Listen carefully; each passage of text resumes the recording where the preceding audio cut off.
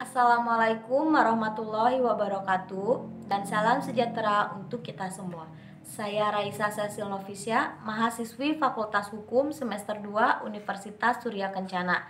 Saya akan menyampaikan rangkuman materi hukum pidana dari bab 1 sampai bab 3 yang telah disampaikan oleh Profesor Dr. Haja Heni Nuraini SHMH dan asistennya Dr. Muhammad Rendi Aridayandi SHMH. Bab 1. Pengertian hukum pidana. Hukum pidana merupakan hukum publik yang mengatur hubungan hukum antara individu dengan negara. Hukum pidana dibagi menjadi dua, yaitu hukum pidana formal dan hukum pidana material.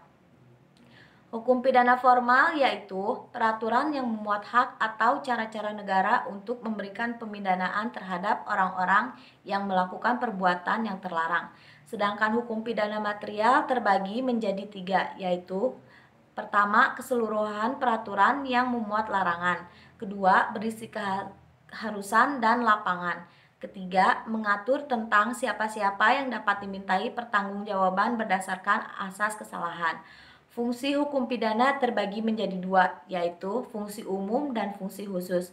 Fungsi umum yaitu mengatur hidup masyarakat, sedangkan fungsi khusus yaitu melindungi kepentingan hukum. Pembagian KUHP terbagi menjadi dua bagian, yaitu bagian umum dan bagian khusus. Bagian umum yaitu berlaku untuk seluruh lapangan hukum pidana, sedangkan bagian khusus yaitu mengatur perbuatan-perbuatan mana yang dapat dipidana. Berlakunya hukum pidana terbagi menjadi dua, yaitu menurut waktu dan menurut tempat. Menurut waktu terbagi menjadi dua. Pertama, didasarkan asas legalitas, dan kedua, dalam KUHP diatur dalam pasal 1 ayat 1. Sedangkan menurut tempat terbagi menjadi tiga bagian. Yang pertama, daratan negara. Yang kedua, perairan atau laut teritorial. Yang ketiga, udara di atas wilayah negara. Bab 2. Tindak pidana. Tindak pidana yaitu lebih banyak dipergunakan istilah tindak pidana dibanding perbuatan pidana, peristiwa pidana, pelanggaran pidana. Alasannya terbagi menjadi tiga. Yang pertama, dari segi sosio-yuridis, hampir semua perundang-undangan pidana menggunakan istilah TP. Yang kedua, semua instansi penegak hukum menggunakan istilah TP. Yang ketiga, para mahasiswa biasa menggunakan istilah TP. Unsur-unsur tindak pidana terbagi menjadi dua, yaitu unsur objektif dan unsur subjektif. Unsur objektif terbagi menjadi tiga bagian. Yang pertama, perbuatan, kedua, unsur melawan hukum, dan ketiga, unsur yang memberatkan. Sedangkan unsur subjektif yaitu terbagi menjadi 5 bagian. Yang pertama, kesengajaan, kedua, kealpaan, tiga, niat, dan 4, maksud, yang kelima, perasaan takut.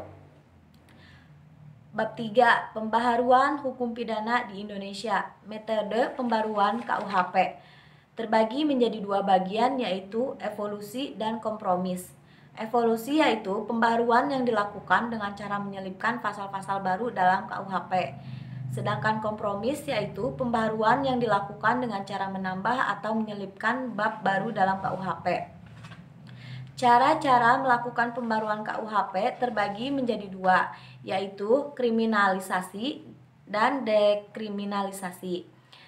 Kriminalisasi yaitu suatu proses di mana suatu perbuatan tadinya bukan merupakan perbuatan yang dapat dipidana, tetapi karena perkembangan masyarakat menjadi perbuatan yang dapat dipidana. Sedangkan dekriminalisasi yaitu suatu proses pembaharuan yang tadi suatu perbuatan itu dapat dipidana karena perkembangan masyarakat menjadi perbuatan yang tidak dapat dipidana.